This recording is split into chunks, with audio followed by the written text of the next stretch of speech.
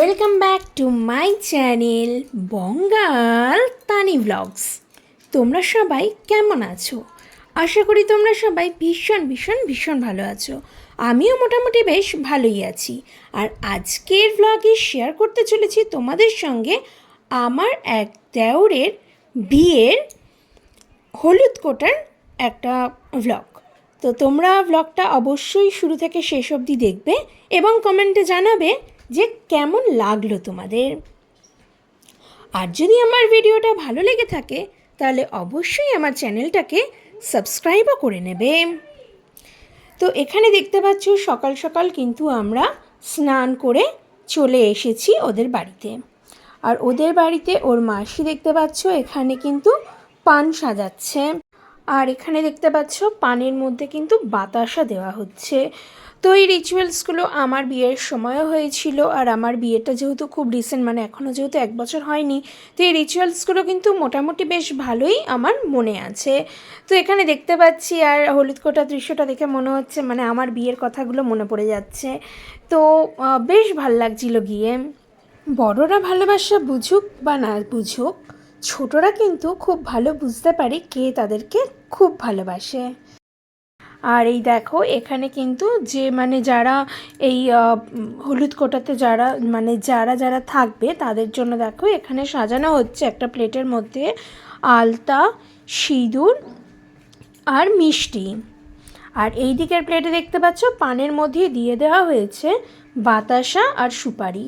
আর এখানে হচ্ছে ছাদের মধ্যে, ওদের ছাদে দেখলাম একটা আলপনা করাই রয়েছে, সেই আলপনার মধ্যে একটা চাদর দিয়ে নেওয়া হয়েছে এবং তার মধ্যে যে জায়গাটায় হামানদিস্তাটায় হলুদ কোটা হবে সেই হামানদিস্তাটা কিন্তু তার উপরে রেখে দেওয়া হলো।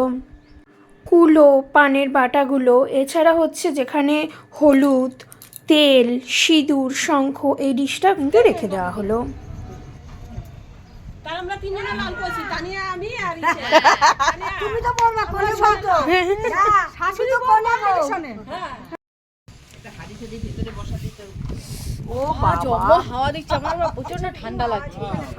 একেতে শীতে বাঁচি না আমি। সোয়া 7 আমাদের রান্না হয়ে গেছে। হ্যাঁ সত্যি তাই। মাছের ঝোল হয়েছে, ডাল হয়েছে, বেতো শাক ভাজা হয়েছে, তারপর আলু ভাজা হয়েছে, টিফিন হয়েছে বলো, রুটি তল। আর এখানে দেখতে পাচ্ছ আলতা, সিঁদুর, মিষ্টি আর পানের বাটার যে প্লেটগুলো রেডি করা হয়েছিল সেইগুলো কিন্তু খুব সুন্দর গুছিয়ে রাখা হচ্ছে।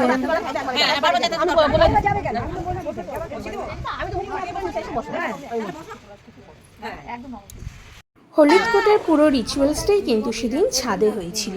আর ছাদে সেদিন ছিল প্রচণ্ড রোদ্দুর আর তার সঙ্গে ছিল প্রচুর হাওয়া। এবার শাশুড়ি মাথা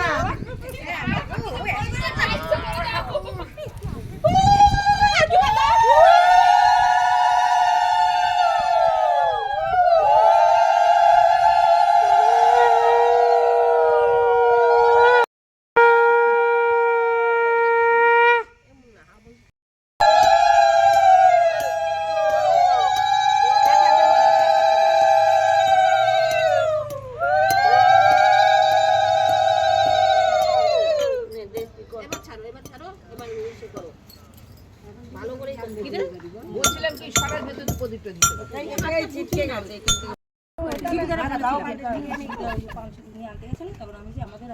বলে না ওই বাড়িতে আছে তো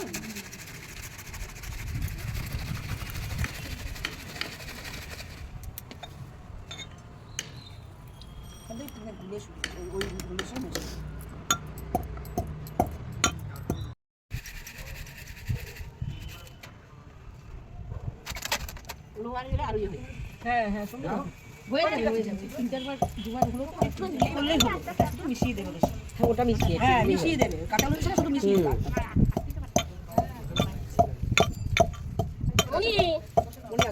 ছাদে এত হাওয়ার মধ্যেও প্রদীপটা দেখো কি সুন্দর কিন্তু জ্বলছে।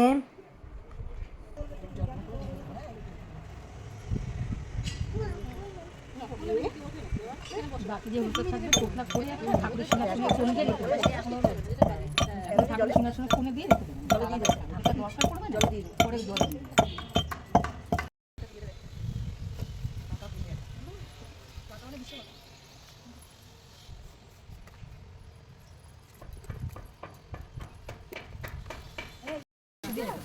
সবাই মিলে ধরো নাও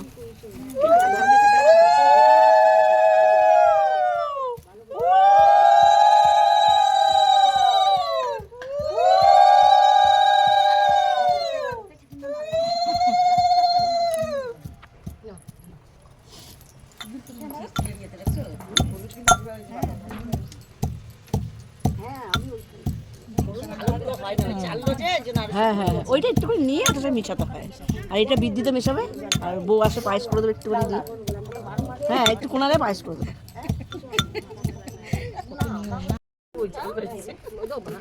আরে একটা তো নিলেই হবে হ্যাঁ হ্যাঁ হ্যাঁ হয় না একটা তো হ্যাঁ একবারে হয়ে যাবে তখন তো বাঁচতে হবে